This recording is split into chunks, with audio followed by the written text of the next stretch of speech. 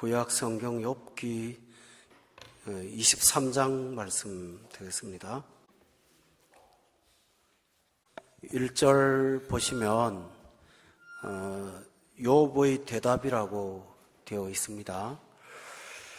그 22장에 욥의 친구 중에 한 사람이었던 그 엘리바스라는 사람이 욥을 혹독하게 비난을 했었어요. 그 요지가 뭐냐 하면 죄를 지어서 고난을 받는 거라고, 빨리 죄를 청산하고 회개해야만 다시 회복이 될 수 있다. 너 왜 죄를 감추고 죄인이 아닌 척 하느냐 하면서 굉장히 혹독한 비난을 했습니다. 사람이 건강할 때도 날 나쁘다고 하면 기분 좋을 사람 아무도 없고, 좋을 때도 내 결점을 말하면 누가 좋아하겠습니까? 그런데 고통을 당하는 사람한테 와서 이 고통이 너의 죄 문제라고 지적을 하면 그것은 상처에다가 소금을 붓는 것과 똑같은 것입니다. 우리가 세상을 살면서 고통을 당하는 것은, 인생은 누구나 다 상처가 있는데 그 아픔을 갖고 사는 우리에게 그 상처를 더 아프게 하는 그런 혹독한 말이나 비난을 받을 때 사람이 아주 절망에 빠질 때가 굉장히 많죠. 그 엘리바스의 혹독한 비난을 앞에 놓고 욥이 대답을 하는 거예요.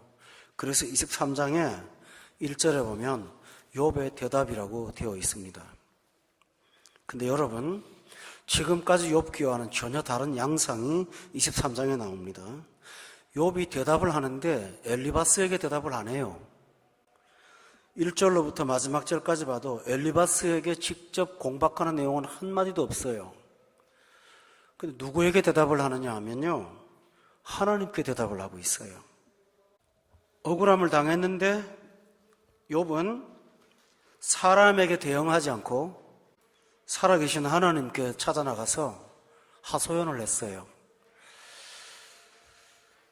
우리가 욥기의 22장까지 보면 욥이 친구들이 와서 혹독한 비난을 하면 친구들의 말에 반드시 반응을 보였어요.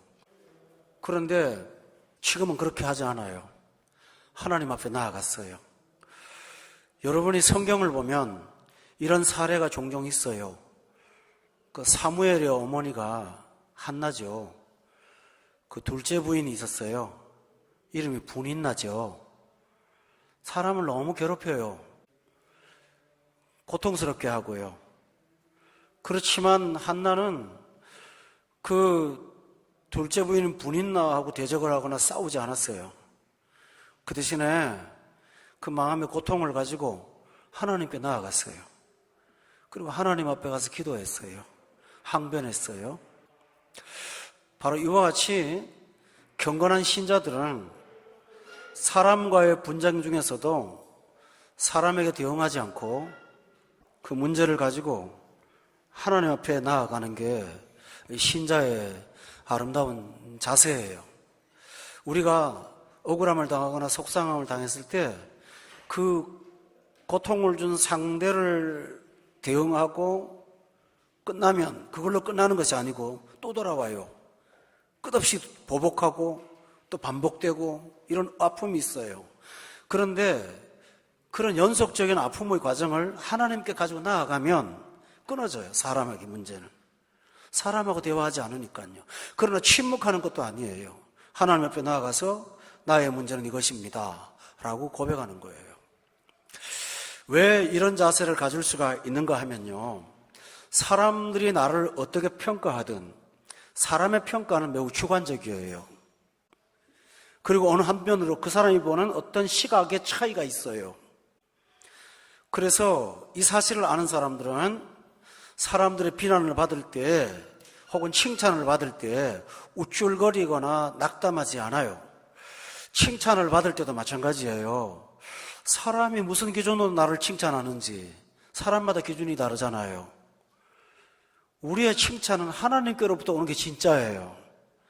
그래서 사람이 나를 축혀 세워줄 때도 그것 때문에 자만에 빠지거나 그럴 필요가 없어요. 하나님 의식하면. 또 하나 있어요. 사람한테 비난을 받고 낙담할 때요, 그 사람이 나의 어떤 결점을 혹독하게 말한다고 할지라도 그거는 그 사람의 판단이지 하나님의 판단이 아닌 거예요. 그러면 더 중요한 게 있어요. 나는 옳으니까 네가 아무리 말해도 나는 상관없어. 그것도 아니에요. 나도 나를 판단하지 않고 저 사람의 판단도 받아들이지 않아요. 그 대신에 하나님의 판단을 바라요. 그래서 하나님께 나아가는 거예요. 이게 굉장히 중요한 거거든요. 고린도전서 4장 말씀을 다 함께 찾겠습니다. 여기에 지금 제가 말씀드린 내용이 나옵니다. 신약 성경의 고린도전서 4장 말씀에 보겠습니다. 3절 말씀 다 같이 한번 읽어봅시다. 자, 시작. 다른 사람에게나 판단 맞는 것이 내게는 매우 작은 일이라. 나도 나를 판단하지 아니하노니. 4절. 내가 자책할 아무것도 깨닫지 못하나 이로 말미암아 의롭다 함을 얻지 못하노라. 다만 나를 심판하실 이는 주시니라. 보세요. 3절을 다시 보세요. 다른 사람이 나를 뭐라고 평가하든 나한테는 그게 큰일이 아니라는 거죠. 다른 사람이 속상한 말 한마디를 한 걸 갖고 속을 끓이고 힘들어하고 그러지 않는다는 거예요. 또 반대로 본문 4절에 보면 나는 내가 자책할 만한 아무것도 난 죄책을 깨닫지 못하지만 그렇다고 해서 내가 의롭다고 함을 얻지는 못할 거라고 그랬어요. 왜냐하면 그것도 내 판단이니까요. 그러므로 여기 이렇게 4절에 보면 다만 나를 심판하실 분은 누구라고 그랬어요? 주님이라고 그랬어요. 따라서 그분의 평가 앞에 나아간다면 우리가 자유할 수가 있거든요. 욥이 바로 그런 마음의 자세로 엘리바스의 혹독한 비난을 뒤로 하고 하나님 앞에 문제를 가지고 나아갔어요. 성도 여러분, 여러분도 오늘 이 말씀이 생활 가운데 늘 적용이 되면 깊은 고통이나 아픔을 계속 반복하지 않을 줄로 저는 확신합니다. 고통당할 때마다 하나님 앞에 나아가세요. 그리고 그분의 대답을 기다리는 것이 우리가 해야 될 이유입니다. 근데요, 욥이 하나님께 나아간 거는요, 하나님, 엘리바스가 정말 나한테 잘못하고 있는데 내 마음 좀 위로해 주세요 하고 나간 게 아니고요. 욥기 23장의 2절에 보면 욥이 하나님 앞에 나아간 중요한 이유가 있어요. 오늘도 내게 반항하는 마음과 근심이 있다는 거예요. 이게 뭐죠? 엘리바스가 지금 욥을 너무 혹독하게 비난하니까 인간은 반응이 나타나잖아요. 그 반응이 뭘까요? 저 사람에 대해서 반항하는 마음이 일어난다는 거죠. 고난도 고난인데 고난 가운데 친구의 비난 때문에 죄를 짓게 생겼다는 거죠. 그래서 내가 반항하는 마음을 갖고 있다 보니까 이거 이래 갖고 안 되겠다. 이래 갖고 나도 악해지겠다. 그래서 마음에 근심이 있었어요. 내가 받는 재앙이, 이 영적 재앙이 탄식보다 무겁다면 내가 어떡하겠나. 나는 이 문제를 풀고 나가야 된다. 분노하고 증오하고 내가 이렇게 살 수 없지 않느냐라는 것이죠. 성도 여러분, 우리가 그렇습니다. 어떤 사람한테 고통을 당하면요, 그 사람한테 대한 분노를 정당하게 생각하고 갖고 품고 있습니다. 풀지 않아요. 내가 화가 났다는 걸 자꾸 표시를 하려고 그래요. 내가 상당히 정당하다는 것을 그냥 분노로 자꾸 표시를 해요. 나 지금 화났거든? 너 때문에 지금 내가 굉장히 지금 마음이 상했어. 알아? 너 잘못한 거야. 하고 지금 굉장히 불쾌한 모습을 갖고 있습니다. 근데 그때 예수 믿는 사람도요, 이것이 죄라는 의식이 없어요. 내가 정당하다는 생각 때문에 분노하고 있어요. 근데 욥은 지금 내가 마음에 이런 반항하는 마음이 있는 게 너무 근심된다는 거예요. 내가 경건 생활을 하면서 좀 고통당했다고 친구들 말 듣고 내가 지금 속을 부글부글 끓으면서 이렇게 앉아 있어갖고는 내가 이거 안 되겠다라는 것이죠. 이 문제 해결해야겠다. 그래서 그는 하나님을 찾았어요. 왜 하나님 찾았을까요? 오, 하나님, 이 죄인을 용서하시고 죄 가운데 빠지지 않게 나를 붙잡아 주세요 하고 기도하는 거예요. 여러분이 이럴 때마다 여러분의 분노를 정당화시키지 말고, 그것이 아무리 정당한 분노라도 분노는 잘못이에요. 하나님 앞에 사탄의 도구가 되지 않기를 바랍니다. 그리고 여러분이 하나님 앞에 나아가서 그 분노를 해결하시기를 예수 이름으로 축원합니다. 이 욥이 우리한테 가르쳐주는 굉장히 중요한 내용입니다. 그런데 욥은 하나님 앞에 나아가서 하나님의 말씀을 듣고 싶었습니다. 3절, 내가 어찌하면 하나님을 발견하고 그의 처소에 나아갈까? 이 말은 하나님이 안 계신다라는 말이 아닙니다. 나같이 지금 속상한 사람이 있는데 하나님이 나를 좀 만나줬으면 내게 지금 하나님의 그 존재를 좀 느끼게 해주시고, 내가 그 하나님과의 대면 속에서 너 왜 화났냐? 라고 말을 하시든가, 아니면 너 참아라고 말하시든가 하는 하나님의 대답을 좀 듣고 싶은 거예요. 굉장히 고차원적인 거거든요. 그래서 본문 5절에 보면 내게 대답하시는 말씀을 내가 알며 내게 이르는 것을 내가 깨닫기를 위해서 하나님 앞에 나아갔다고 그랬어요. 하나님, 여러분 그런 거 있잖아요. 뭐 좀 노골적인 얘기를 안 할까요? 부부 사이에 좀 갈등이 생겨요. 참 해결이 안 돼요. 하나님 앞에 나가요. 하나님, 우리 가정은 왜 이러네요? 왜 이 문제가 계속되고 나는 이게 고통 속에 살아야 됩니까? 차라리 내가 잘못이라면 그걸 말씀해 주시고요. 내가 고통당하는 이 현실이 나의 문제라면 하나님의 해답이라도 좀 주세요. 욥이 그 마음 갖고 하나님 앞에 나간 거예요. 사람한테 찾아가 봐야 아무 대답이 없으니까 하나님 나가서 내가 말씀하면 듣겠습니다 라고 지금 그런 고통 속에서 하나님 앞에 나가서 하나님을 기다리고 기는 거예요. 그런데 그 답답한 마음으로 나갔는데도 불구하고 본문 7절에 보면 하나님하고 대화만 한다면 6절에 보니까 그가 그 큰 권능을 가지고 나하고 싸우시게만 하겠느냐는 거죠. 하나님이 말씀해 줄 거라는 거죠. 7절에 다 같이 한번 읽어보세요. 시작. 정직한 자가 그와 변론할 수 있은즉 내가 심판자에게서 영원히 벗어나리라. 하나님의 답변만 듣는다면 내가 좀 자유할 수 있는데 좀 그런 마음을 갖고 욥이 하나님을 좀 찾고 있는 거예요. 여러분, 이런 경우가 참 많습니다, 우리한테. 근데 문제가 있습니다.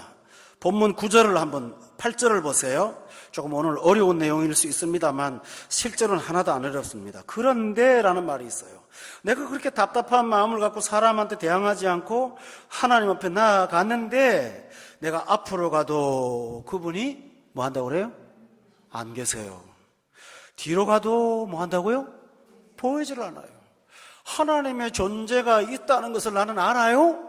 그래서 그분하고 만나서 좀 단판을 짓고 싶은데요, 하나님의 존재가 앞을 가도 뒤를 가도 전혀 하나님이 나를 만나주지 않는 것처럼 내게 침묵하시는 것을 보았다라는 것입니다. 여러분 그럴 때 많죠?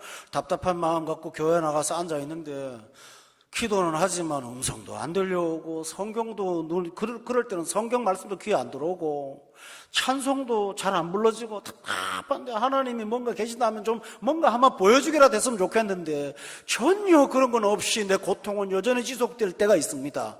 그때 욥의 마음은 앞으로 가도 그분이 안 계시는 것 같고 뒤로 가도 하나님께서 계시지 않는 것처럼 너무 답답한 하나님의 부재를 경험하는 공백의 시간을 만났다라고 했습니다.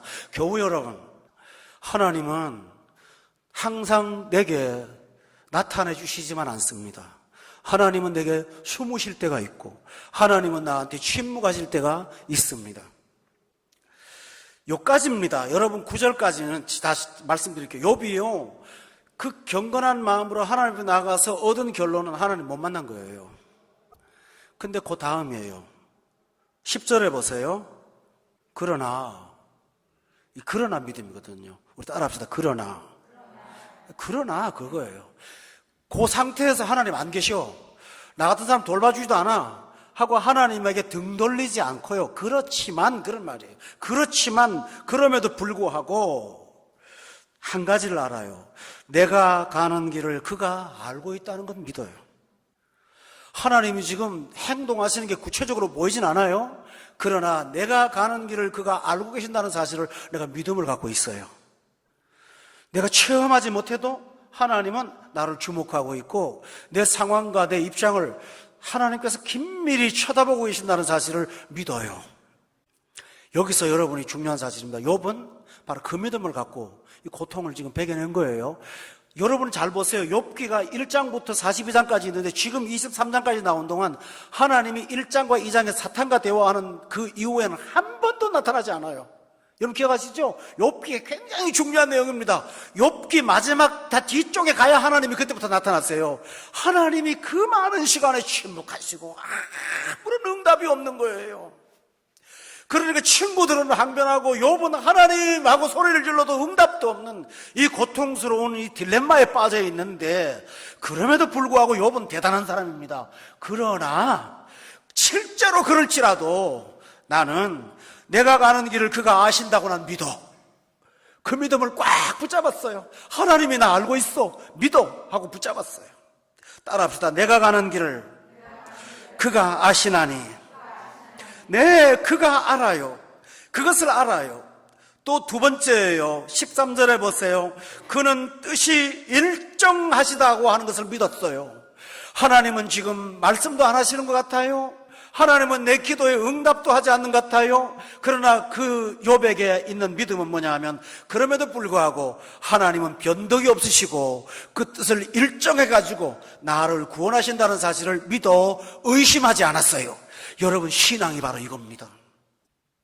또 13절의 세 번째 보면 그는 하나님에 관해서 이렇게 믿었어요. 그의 마음에 하고자 하시는 것이라면 반드시 행하실 거라는 사실을 믿었어요. 지금 하나님은 행동하지 않고 침묵하고 계시지만 하나님은 반드시 행할 거라는 사실을 믿어 의심하지 않았어요. 그는 하나님의 때에 하나님의 방법으로 이 고통과 아픔의 호소를 들어주실 거라고 믿었습니다. 아멘.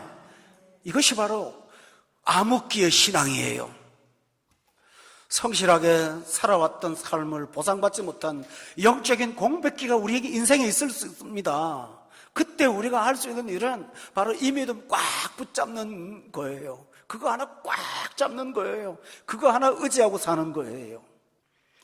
또 네 번째로 보면 욥은요 14절에 보니까 그러므로 내게 작정하신 것을 반드시 이룰 거라고 그는 믿었어요. 하나님은 분명히 이루실 거라고 믿었어요. 그러면서 그는 14절에 보니까 과거를 돌아봤어요. 이런 일들이 전에도 많이 있었다는 거예요. 지금 내가 잊어버려서 그렇지 내가 행복한 날도 하나님이 침묵하실 때가 있었고 지금 돌아보면 그때그때마다 하나님이 역사하셨다는 거예요. 그런 일이 내게 많았다는 거예요. 어제 일하시는 하나님이 어제나 오늘이나 동일하다는 사실을 그는 믿었습니다. 이게 믿음입니다, 여러분. 또 하나 다섯 번째 10절에 보면 그는 하나님께서 궁극적으로 하시는 게 뭔지를 알고 있습니다. 10절에 다 같이 한번 읽어봐요. 시작. 그러나 내가 가는 길을 그가 아시나니 그가 나를 단련하신 후에는 내가 정금같이 순금같이 되어 나오리라 라고 했습니다. 그래, 이 과정이 나한테 필요하다고 하나님이 주신 거야. 그런데 이 과정에 용광로에 들어간 불순물 많은 금덩어리처럼 속에 집어넣고 하나님께서 내 속에 있는 오물들을 다 떨어뜨려서 정금같이 빛나는 사람을 만들어 가시는 거야 하고 아멘하고 믿었습니다. 하나님을 인정하지 않는 사람들은 세상에 어려움을 당하면 왜 내 인생은 되는 게 없어? 절망합니다. 왜 사람들은 나를 배신해? 우리 가정을 최선을 다했는데 온 결과는 겨우 이것밖에 없는 거야 하면서 세상에 대한 열등감과 회의감과 의심을 갖고 살게 됩니다. 그러나 믿음의 사람은 위기를 만날 때마다 침묵하시는 하나님 앞에 나아가서 하나님이 살아계시고 합력하여 선을 이루신다면 그분은 나를 만들어 가시는 과정이야.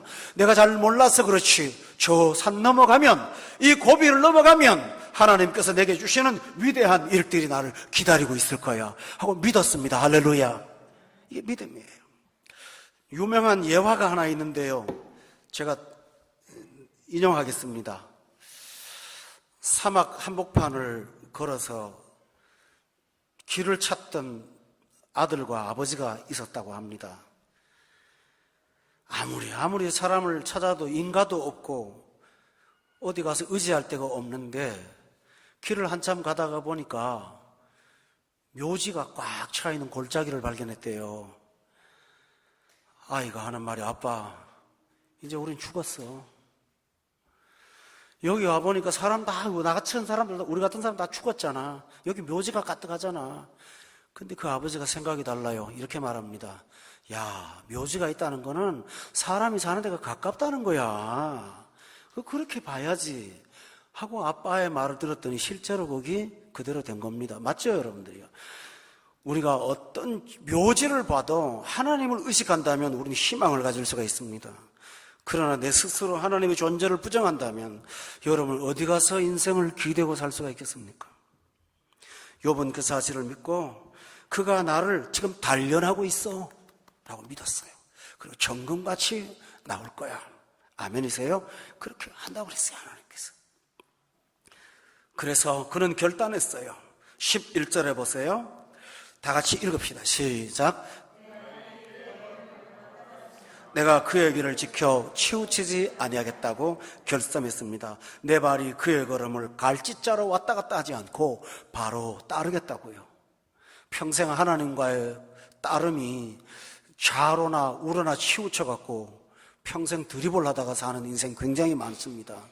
그런데 그러지 아니하고 내 발이 그의 걸음을 바로 따르며 내가 그의 길을 지켜 치우치지 않고 주의 길을 걷겠다고 그는 다짐한 것입니다. 교우 여러분, 우리가 할 일은 바로 이것입니다. 하나님이 하실 일을 우리가 고민하지 말고요. 내가 할 일은 그분을 한결같이 끊임없이 따라가는 것입니다. 우직하게 나는 그 길을 가는 것이 my way입니다. 우리 한번 따라합시다. 나는 그 길을 걸어가리라. 그렇습니다. 온 세상이 다 넘어지고 엎드려도 나는 그 길을 꾸준히 걷겠다고 여러분이 결단하고 걸어가는 자가 되시기를 예수 이름으로 축원합니다. 두 번째로는 욥은 두 번째 결단을 냈습니다. 12절에 보세요. 다 같이 읽어볼까요? 시작. 내가 그의 입술의 명령을 어기지 아니하고 정한 음식보다 그의 입의 말씀을 귀히 여겼다라고 했습니다. 그렇습니다. 여러분의 하나님을 믿을 수 있는 것은 마음속에 있는 내 긍정의 생각이 아닙니다. 하나님 계실 거야. 괜찮아. 내가 나를 위로하는 게 아닙니다. 사람은 그럴 수가 없습니다. 그러나 우리에게 위로가 하나 있습니다. 그게 뭘까요? 하나님의 말씀입니다. 이 말씀이 여기 있습니다. 그래서 욥은 내가 먹는 일정한 음식보다도 주님의 말씀을 더 귀하게 여기면서 붙잡았다고 그런 고백하고 있습니다.